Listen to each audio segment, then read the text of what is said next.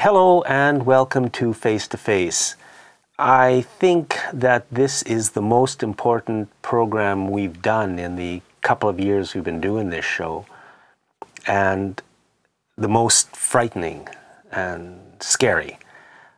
We're going to talk about something that nobody is talking about, not the media, not the politicians, not our governments. You just don't hear anything about it because it is so huge and so important and so scary. The issue is the nuclear meltdowns that happened in Fukushima, Japan, following the earthquake and the tsunami that happened there, I think back in March. That's what we're going to be talking about, because that has not gone away. That is there. Something we were always told could not happen has happened much worse than anyone could have imagined. Our guest today is Steve Filipovic, and we're going to be kind of running through the gamut of what's going on there. So Steve, maybe we can start just briefly. What is a nuclear reactor? They had 6 or 8 at Fukushima. I don't know, but maybe you can just start us off with that. Yeah, first of all, I should say I'm not an expert in nuclear energy, but I became aware of the issue when we had Dr. Helen Caldicott come to Earthwalk one year and discuss the nuclear proliferation and how it endangers every living creature on the planet. And unfortunately, a nuclear meltdown is something we can't stop. So it continues to emit radiation 24/7 for at least the past 6 months it's been going on. It would be very difficult to contain that. Now, this generator was a Mark I General Electric nuclear reactor, and it had design flaws. There were 3 GE engineers who quit the project because they discovered these flaws, and I guess they weren't being addressed, so they wanted their name off of it. And this was before they built the reactors on a fault line and in a tsunami zone. So this was just an accident waiting to happen. Now, a nuclear power plant generates electricity by having uranium rods heat up by being exposed to the atmosphere, and then controlling that exposure underwater and absorbing the heat in the water to then turn that heat into steam and power an electric generator. It's a hell of a way to boil water, as Einstein was heard saying. So what we do get out of it is useful energy, but we also get heaps of very bad waste products. Things with shelf lives, like depleted uranium, for example, of 180,000 years. That stuff will continue to kill whatever it's around for the next 180,000 years. That's a heck of a responsibility to load onto the shoulders of people today, just for the few corporate gains that are out there and the jobs that they create. Now, if that cooling system fails, the rods heat up. They're coated in a zirconium cladding, and that melts off at about half the temperature where uranium rods melt, and that's 12,000 degrees Celsius. So the heat inside these reactors is immense. And once that coating wears off, then the uranium rod is free to react to the atmosphere, and it too melts. And that's why they call it a meltdown, because you're literally, the parts or your fuel rods are melting into molten stuff, leaking out of their containment areas and pooling on the bottom of the reactor, where they continue to give off heat and radioactive emissions and burn right through that core, as they did in Fukushima. This happened back in March? March 13th, I believe it was. Okay.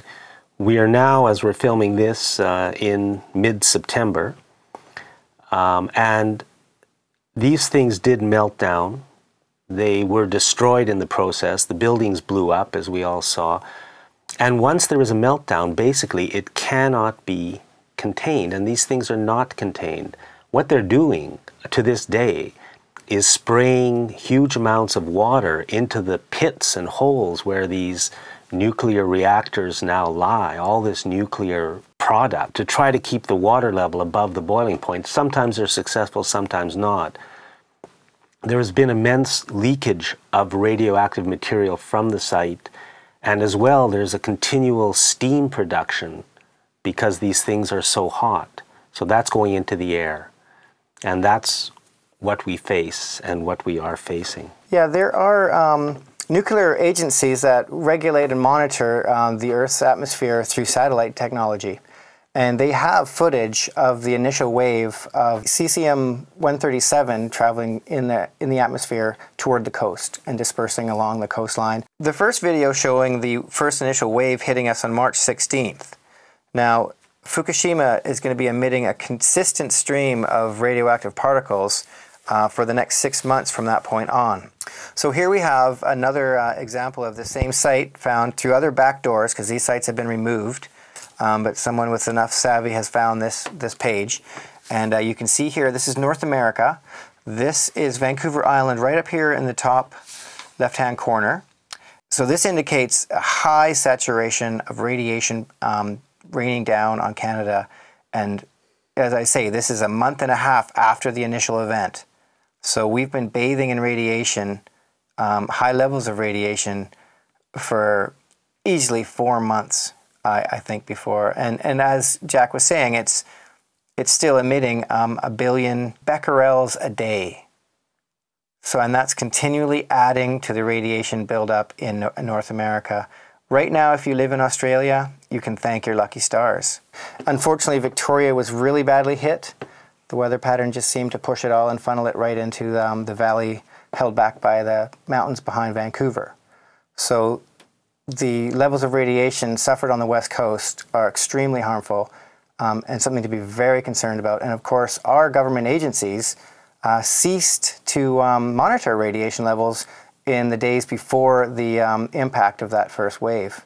And they haven't started those monitoring sites up yet still. So we can deduct from that the Canadian government doesn't want us to know what we're bathing in, and that they continue to deceive us by not sharing this information. Yeah, it's the government and the media together working for the corporations, because it's the corporate world that's behind all of this. The corporate world are the people who put these things in place. They are the ones who wanted nuclear power, when the rest of us have been saying for decades how dangerous it was. Now that the absolute worst has come to pass, our politicians and our media, acting on behalf of these corporations, are simply pretending that nothing happened. We are alone here. Our leadership has betrayed us and gotten us into this huge disaster. And we still don't know anything. So when you say they ceased to monitor, does that mean they typically do monitor and they close things down? Yeah, I believe so. They have monitoring stations set up along the coast, and they were all shut down. There was one set up in Kelowna, and it emitted, or they released information saying that it was emitting just above regular levels. So I'm very skeptical about that report. There's an individual in Toronto who's taken it upon himself with his own Geiger counter to go out into his backyard after a strong winter, or a summer rain rather. He had solar collectors there and he wiped them down. So with the residue on the cloth building up as you make each wipe, it concentrates it. This is a similar effect as bioaccumulating. Electrosyl here. It's Wednesday, the 24th day of August 2011. It's 10:48 in the morning. And background radiation, we just had a good downpour. Background radiation's close to 100, which is about twice normal. I wiped the first panel, the panel I always wipe, and something weird happened. The hot spot was testing over 1,000 counts per minute, which usually means that the rain's quite radioactive. And when I test the wipe from panel number 1, the one that always gets washed, that's the ×1 scale, so times 10, the radioactivity is actually fairly low, considering that I was getting 1,000 on the hot spot. It's about 3,000.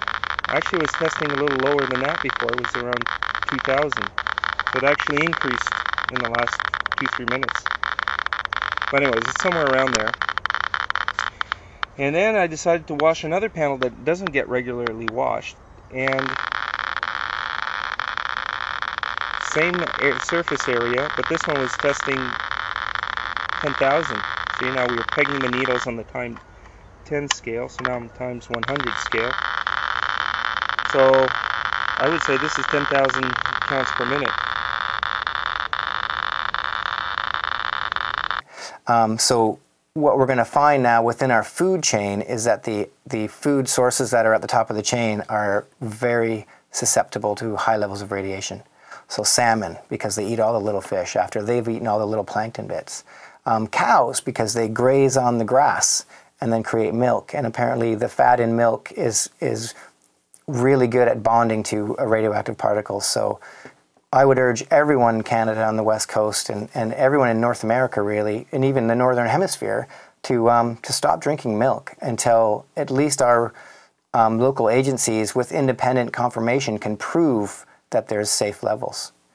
There's been levels reported in Phoenix, Arizona of 1,600% over the acceptable standards for milk.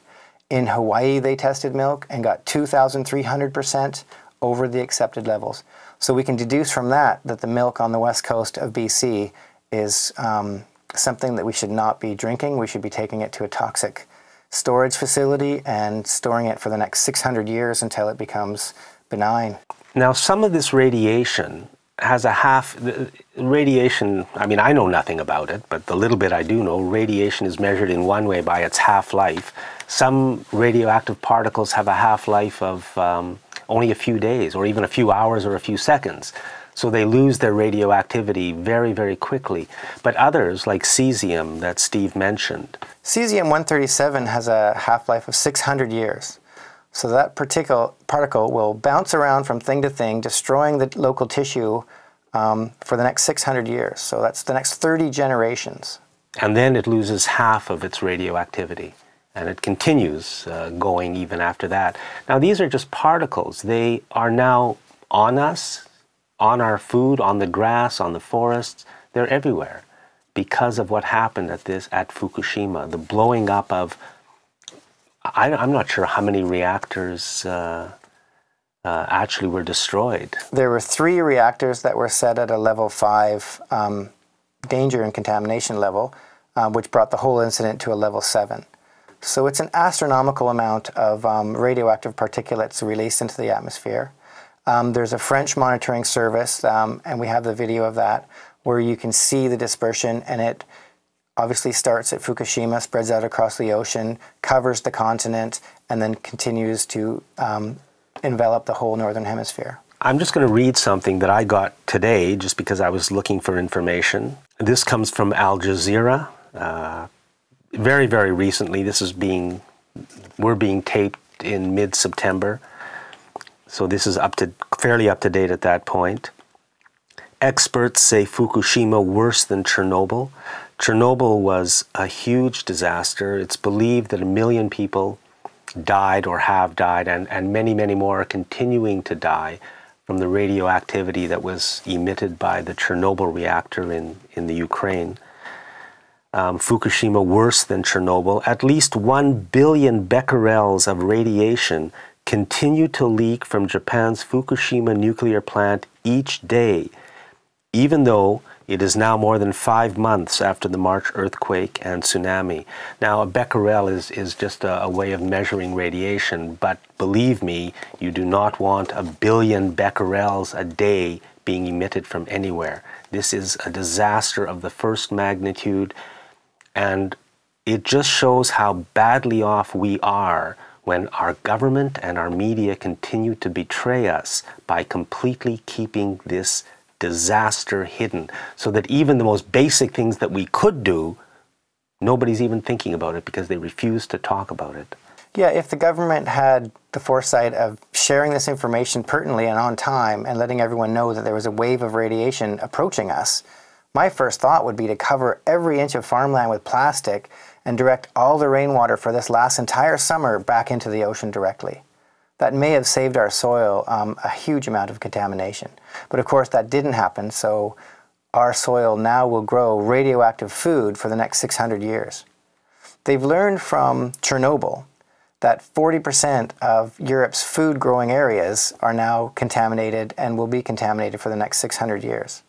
So the rule was don't eat food from Europe. And unfortunately now the rule will be don't eat food from North America either. And of course this is a double dose for Europe because they are receiving this as well. It is going around the world, mostly in the Northern Hemisphere. Another piece of information I picked up today, a village in Fukushima Prefecture. A prefecture is like a county, like what we might call a province, but of course they're much, much smaller. Fukushima is the area where these meltdowns happened. The safe level of becquerel contamination, if you're measuring in becquerels, is 300 becquerel per kilogram is considered to be safe-ish. They measured the drinking water in this area at 965 for the people, and this was, people were still living in the homes drinking water at this area, and they were told to stop drinking their drinking water. A site in Yokohama City, one of Japan's biggest cities, very close to Tokyo, I believe. One site was measured at emitting 42,000 becquerels. I'm sorry, having 42,000 becquerels of radiation per kilogram. Now, this was at a very contaminated site, but this was close to 250 kilometers south of Fukushima. Now, I'm sorry, I'm giving you information. I cannot guarantee the validity of this information because I'm not an expert. But somehow, we've got to start finding out. I do believe, unfortunately, 100%, without question, without doubt, that a major, major disaster has occurred, perhaps the worst thing we people have ever done to this planet. And I don't know the details. I don't know how radiation is measured. I'm just doing my best to put this information out. But where are our experts? Yeah, this is definitely the worst thing we've ever done. Nothing comes close to in comparison. I mean, the effects of this incident are going to be with us for the next 30 generations on this planet. So, you know, it's questionable whether our DNA will even be able to survive 30 generations of living in a toxic wasteland, a radioactive toxic wasteland at that. Now, there's reports that the exclusion zone in Fukushima has been set at 30 kilometers. Maybe you can just say what that is. The exclusion zone is, at first it started off at 20 kilometers, and this is the zone where they deemed it to be too close to the reaction to live or to be. So they would clear this area out and evacuate personnel. And soon afterwards, they discovered that those were too short or too small of exclusion areas, and they've expanded them by 10 kilometers. This is still far short of the U.S. recommendation of 85 kilometers. So it's now becoming apparent that 1/3 of Japan is now uninhabitable. So there's an exclusion zone of 85, a radius of 85 kilometers. Oh, no, I'm sorry, 30 kilometers around. Right now there is. Around Fukushima, around where the nuclear plant was. How many people have been moved? Do you have any idea? I don't know personally how many people have been moved, but I know that it's very traumatic for a Japanese culture to leave their ancestral grounds. They're very tied to their past generations through their worships of respecting the rights of the dead. So now that it's forbidden to go to those places, there will be no opportunity to provide those rights for those souls. Yeah. So that's it's really crushing the Japanese spirit. Now, my recollection, I remember, I've read the numbers of how many people have been moved. I don't remember. I'll take 30,000 as an absolute minimum number, because there are many, many towns and cities in that area.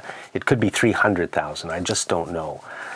But imagine that happening. And again, where is the media telling us about this? Where is our government? Are they doing anything? What can be done? I mean, what is being done at the site is, of course, because they're fighting this battle every day. This battle at Fukushima is being fought right now because the reactors have got to be controlled, but they are not under control to this day.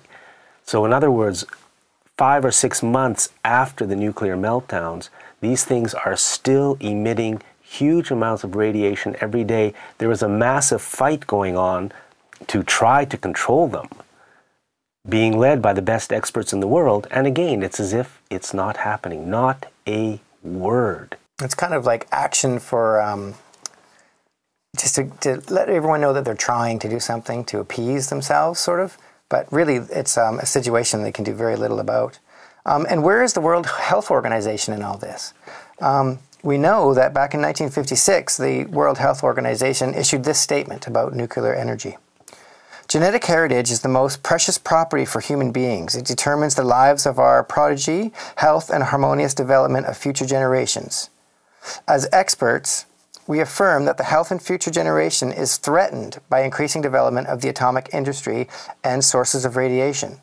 We also believe that new mutations that occur in humans are harmful to them and their offspring.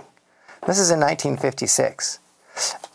We haven't heard much from the World Health Organization on this issue since then, as they seem to have been signed into a deal with the international regulatory agencies that people would suspect are there to oversee a safe industry, but yet are actually there to promote the growth through prosperity measures and promote nuclear energy worldwide. So it's a deafening silence from the World Health Organization, because this is definitely the most critical issue of our time, and it won't be going away for many years to come. I've got a story here.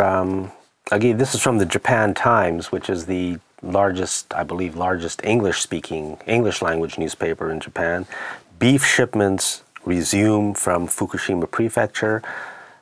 So they're starting to allow them to sell beef again, not because it's safe, but because nobody knows what to do with it. And this again is mid-September story. Rice and the food crops, contaminated or not contaminated, who knows? We know it's contaminated. So what can we do? Here we are. Well, one of the things that the government of Italy told their citizens when Chernobyl occurred was to stop eating food grown outside, to stop eating food grown in Europe, and basically eat frozen foods from North America. And that was in place for quite some time. They've disbanded that information now. And of course, North America is no longer a safe place for food either, so we can't do that. So I would say lower yourself on the food chain. You don't want to eat the foods that have the opportunity to amass biologically, right? So again, it's in the milk, it's in the fish, it's, any animal product is high on the food chain, so it'll be concentrated in them. So they're not to be eaten anymore. We really have to test our soils and clean our soils. We're in for a long, hard haul for the rest of our time in just trying to create healthy food again. The local inorganic movement is basically defeated in this by one simple stroke of what happened in Fukushima. It's a really sad situation. It falls down on our rain, and it's been coming in on our rain for the last 6 months, so our water tables are going to be filled with radioactive particulates. We need to get someone locally out with a Geiger counter so we can start testing. So we're looking into that. We just have to know what's going on. We need our leadership and hopefully we're giving you the worst case scenario, but I'm afraid this is the scenario. Yeah. It's where we are. But it would be nice to have our government and our media, not that we can trust either of them, but somehow we've got to get access to honest information about what is happening in and from this catastrophe. One thing we can do is we have got to shut down the nuclear industry. Canada is a big player in that, a huge player in that. A lot of people have invested a lot of money, a lot of corporations have invested a lot of money in the nuclear industry. And of course, they don't intend to lose that money, but it's got to be shut down. I understand that Japan, I'm not sure, I've heard they're moving away, and Germany is now moving away from nuclear power. Is that true? We haven't even heard that. Yeah, as their plants become, through their useful lifespan, they're not going to rebuild anymore, and they're not going to refit any. They're just going to run them down and then shut them off. And that's Japan. And that's Japan, and they're transferring to a different mode. They're buying natural gas from the States, and they're going to be getting power that way. In Germany, the population is very upset. They're definitely demanding a switch away from nuclear energy.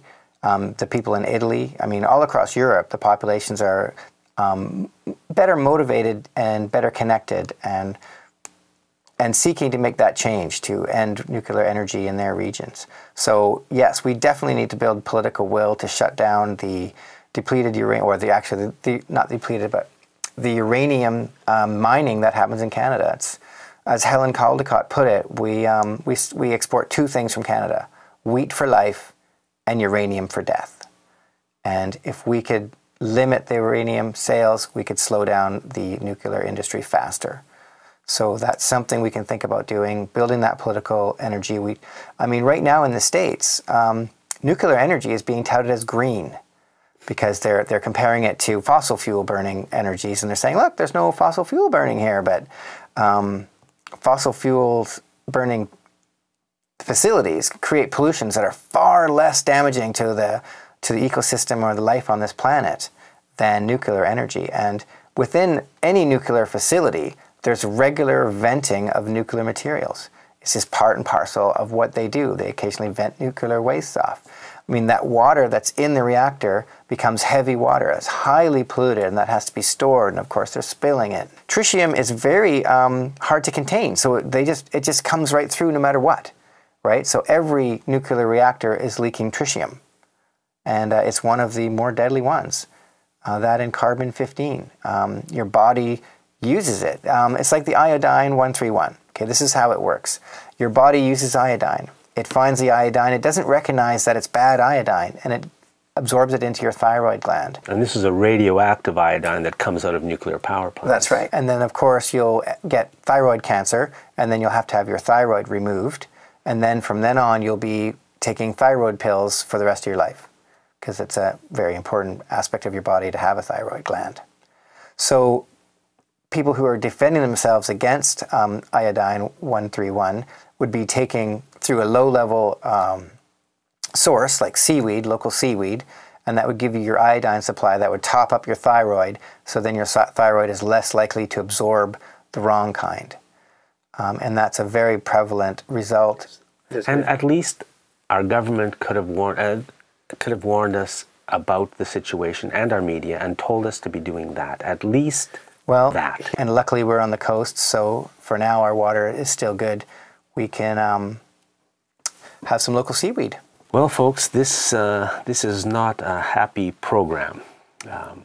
How bad is it? I don't know, but it is a disaster of unparalleled magnitude, I'm afraid. It is a betrayal of us in the worst possible way, that all the information has been kept secret. It's almost as if this thing never happened. It's just gone. But it isn't gone. So that's the situation. Contact your media. Tell them to start telling us the truth. Contact your politicians, especially at the federal and provincial level. Tell them to start telling us the truth. And I would go one further. I would contact the advertisers in the corporate media and recommend that they should stop advertising, because you're not going to go to their stores until those newspapers start telling us the truth. Yeah, boycotting the advertisers is not a bad idea. Boycott the advertisers. Demand. I mean, this is a disaster. You know, we can't. No matter how far we run, we can no longer run from these people. They are now destroying everything. So, in spite of it all, thank you for watching Face to Face.